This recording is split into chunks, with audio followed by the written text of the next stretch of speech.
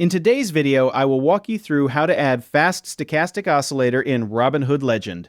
First, go to Robinhood Legend and make sure you are on the main chart screen where all chart tools and indicators are available. Once you are on the platform, move your attention to the upper right-hand corner of the screen.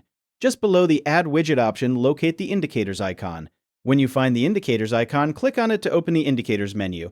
Inside the menu, select Add Indicator to continue. After clicking Add Indicator, a full list of available indicators will appear on your screen. From here, scroll through the list to locate Fast Stochastic Oscillator, or use the search box to find it quickly. If you choose to use the search box, click on it and type Fast Stochastic Oscillator. When the indicator appears in the results, click on it to add it directly to your chart. Once selected, the Fast Stochastic Oscillator will automatically be applied to your chart layout.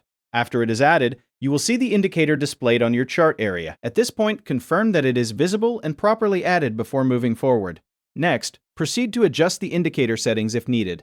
Locate the settings option associated with the Fast Stochastic Oscillator. Click on Settings to open the customization panel. Inside the Settings menu, review the available options for configuring the indicator. Make any adjustments you need based on your preferred chart setup. You can modify visual settings and other available parameters shown in the panel.